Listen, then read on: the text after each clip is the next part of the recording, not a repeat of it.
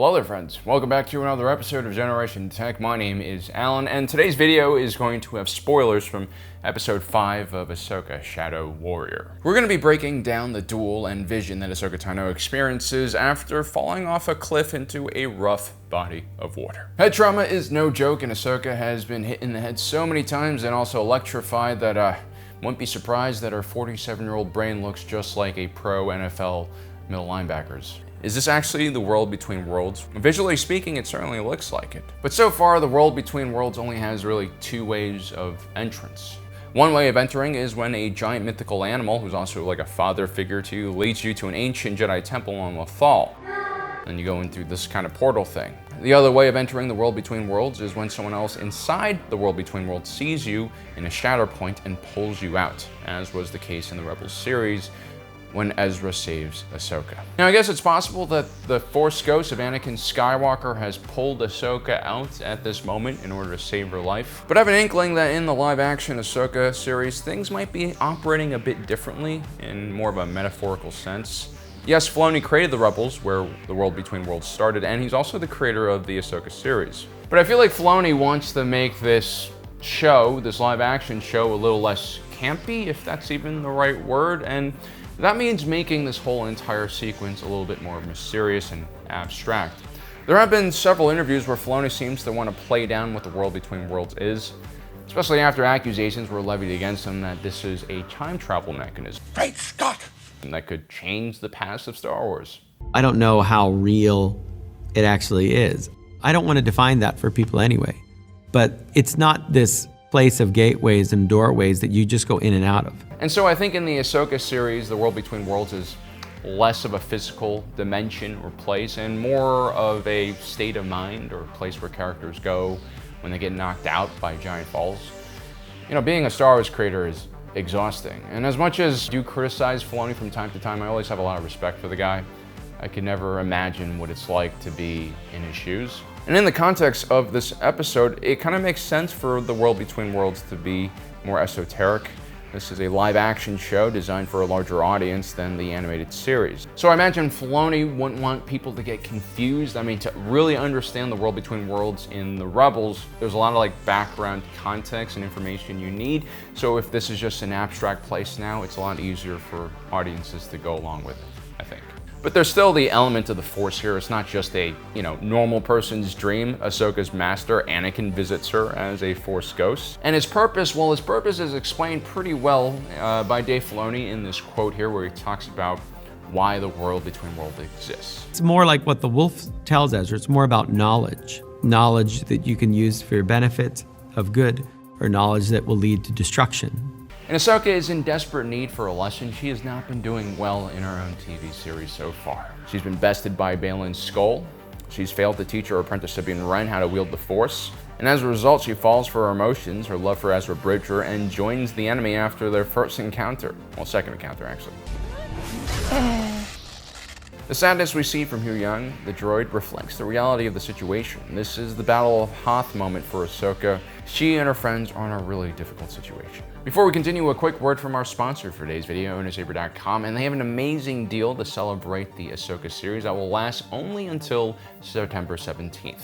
If you guys purchase one of their replica sabers, you can get a Padawan saber completely free. Owner Saber's replica category features some truly unique and beautiful looking blades. But the hottest thing right now to get is obviously the Samurai. It's modeled after the pair of blades that Ahsoka Tano uses in the series. Or you guys can check out my personal favorite, this guy. Yes, that's a dark saber, the sign of Mandalorian leadership. And as you can see, the craftsmanship, the heft on this thing is pretty good. I mean, I would say it's better than what you can get at the Disney parks. To take advantage of this deal, simply add both Replica Saber and Padawan Saber of your choice into the carts, and the discount will automatically be applied at checkout. Please look at our description down below for more information on this offer, and don't forget to use our promo code EWOK, that's all caps, for an additional $15 off. And so when I figured out the message that Ahsoka is learning from Anakin, I gotta say it's refreshingly old school. And it's surprising that it's coming from Disney. It's a lesson that I've learned quite well in my own life as the son of Chinese immigrants. If you listen to Anakin's first word to Ahsoka here, it's exactly the kind of honesty I would have expected from my parents growing up. You look old. No, not that. But you know what? Asian parents, they don't sugarcoat things. If you're fat, they'll say you're fat. If they think you look like shit. They'll tell you look like shit. That's just what I experienced. It wasn't always the best, but there you have it. Anyway, the line I really want to talk about is this. You lost a fight. I don't remember. Trust me. You lost. This is an accusation. It's not just a mere statement. Anakin is pissed that Ahsoka lost here. This would have been common in the 80s and 90s when I grew up. You know, I remember as a kid how almost everything in my life was based on competition. You know, making the JV basketball team as a freshman, that's a huge deal. Getting your first letter or being the captain of the football team, that was a really big deal. I remember proudly going to the local sports store and getting my letters and pins sewn onto my varsity jacket. And it wasn't just about sports, there was competition in everything. You had academic competition, you had AP classes, your SAT scores, you had competition in music, you had band class, you know, who could be first chair violin or clarinet. And so for me growing up, there was really never a need to tell people that being competitive was important. It was just a way of life. But the thing is, this type of competition wasn't fun for everyone. There were people who were less physically and mentally gifted. There were people who were gifted in other ways, but because of how rigid our society was and you know how traditional everything was, maybe they weren't able to find themselves, especially when they were in high school and they were struggling to kind of fit into society. And I think as a result, as my generation grew older, we began to realize that all of that competition, the way we did things in the 80s and 90s was just far too toxic to pass on to the next generation. And now, this isn't about ideology. This isn't about, oh, my generation is right or your generation is wrong or, you know, who's better or not. That kind of stuff is so cringy. It's really more about how every generation finds a way to compensate for their past traumas or their, I guess, past frustrations. This is just human nature to always want to balance things out. And I guess my generation perceived that we went too far in one direction and we wanted to go back the other way. Which is why we now live in a society where competition is being eliminated from schools. I remember talking to my cousin who told me SATs aren't used for college admissions anymore, which makes things super confusing. But then again, the process of taking SATs was never a fair and equal one. Again, I'm not here to push any ideology of which generation did what better or which generation did what worse. I think for each individual, you're gonna have different experiences and different things that work better for them, and it's kind of meaningless to debate these things. But what is important is I believe in balance. And when society goes to one extreme, it must correct itself by going the other way. And the Jedi are a great example of this. They believed in balance. And I was really surprised to see Sky Guy return and preach about this balance, serve as an agent for neutrality in a sense. You know, sometimes the cards are stacked against you. Sometimes things aren't fair. Sometimes you'll just have bad luck. And when that happens, sometimes there'll be no one there to help you out. And you have to take personal responsibility, be self-resilient, look inwards, and get yourself back up. When Anakin runs into Ahsoka in this scene, Ahsoka doesn't remember the fight. She refuses to acknowledge her failure. Actually, what happened? You lost a fight. I don't remember. And when she finally does acknowledge her failure, Anakin responds like this. Balin's skull. So you do remember. That's good. Why? It means you still have a chance.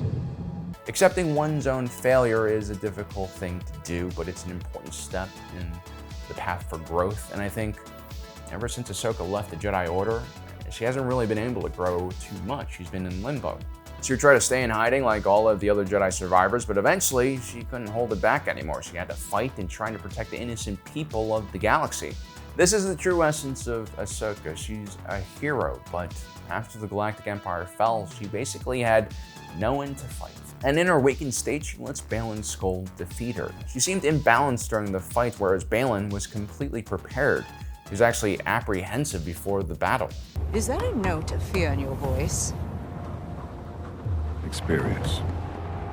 Which means Balin's skull did everything he could do to prepare for this battle, and that includes pushing all of her buttons and mentioning Anakin. And so the reason Anakin is here is because not only has she failed, but she has to awaken up to the reality that she's not fighting scrubs anymore. She's not fighting just, random inquisitors who turn into dust. She's fighting a real badass. Balin's skull is a fallen Jedi, and he is extremely powerful. She can't take things for granted. If she fails down this vision, she might lose her life. These are the stakes in the real world, and Ahsoka is being trained to remember what it's like to fight for her life. What's the lesson, Master? Live?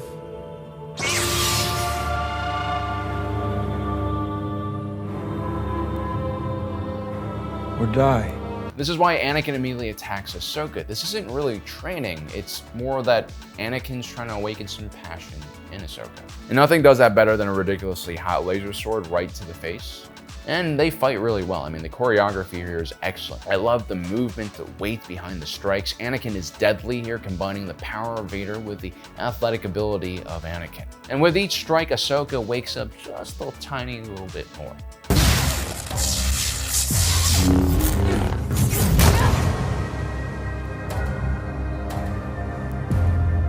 Looks like you don't have much left to offer. And once she gets her first strike in, Anakin smiles. It's off to the next level of this boss battle. I haven't taught you everything yet. Of course, Anakin brings Ahsoka back to the Clone Wars where it all began, where their relationship began. In our initial review, we talked about the locations itself, Teth, Ryloth probably, and the Siege of Mandalore. I said in that video I was developing my thoughts, which were hard to do while I was geeking out about live-action clones, live-action Anakin with different armor, and Captain Rex in live-action. But you see, this wasn't just, a stroll down memory lane. It wasn't just for fun. There's a reason why the locations are hardly distinguishable from one another as well. Yes, this might be a dream thing, this might be a budget thing, but more importantly, what's happening, these lessons that Ahsoka are learning from during these battles, is far more important than where and when they took place. This was one of our first missions. Why are we here? You tell me! I don't understand. That's your problem. Now I have to say, what Anakin is trying to teach Ahsoka here is not pure. It's not like some light side philosophy, it's just an idea. It could be a dark side idea, it could be a light side idea, but it's, again, the idea that Ahsoka needs. Remember, this is about balance and not ideology. So why would Anakin bring Ahsoka to this war? And why doesn't Ahsoka immediately pick up on why Anakin's brought her here? Well, it's because it's been more than 30 years since the Clone Wars for Ahsoka. And I feel like she's forgotten how to fight, how to be a warrior. And this is terrifying. I mean, she might be a Jedi, but she's stuck in the Clone Wars along with all of these other clones. And all she can do is think to herself, why am I here? Instead of just realizing that sometimes you have to accept your situation, your fate. And sometimes you just don't have the luxury or time to think. I mean, literally, she's drowning right now. And then once she fixes that problem, she'll have to face Thrawn, she'll have to get Sabine Wren back. There is very little time to think. The next scene shows Ahsoka on Ryloth. We're guessing because of the twee in the back. And Ahsoka is brought to tears at the sight of an injured clone before her. This is when Anakin interrupts. Come on, Snips. The battle's not over yet. There are more separatist droids approaching. Once again, Anakin is reminding Ahsoka to hold back your emotions. You can't really afford to have these things on the front lines of a battlefield. Is there a problem? We lost so many. There's always a price to be paid. It was my fault. They were following my orders. I got them killed. Ahsoka could be talking about the clone pilot she got killed during the invasion of Ryloth, or perhaps the clone she got killed on Felucia, or the thousands of other clones who died beneath her command. Maybe she's talking about the clone she had to escape Order 66 from, or maybe she's thinking about Sabine. His tone here is a little bit softer and kinder, and that's because this is the hardest lesson of them all, and that is how to be a leader. It's at this point you have to abandon your ego, you have to abandon your emotions, and put people ahead of everything else. You now have taken on responsibility of another person, of a Padawan, a soldier. This is war, Ahsoka. As Jedi, it's our job to lead. That doesn't mean we don't make mistakes. But our mistakes cost lives. That doesn't bother you? Of course it does. Anakin reminds Ahsoka that because of who she is, she won't be able to just run away from her problems like everyone else. With great force powers comes great responsibility. This isn't what I trained for. We must adjust to the times. Look, when Obi-Wan taught me, we were keepers of the peace. But now, to win this war, I have to teach you to be a soldier.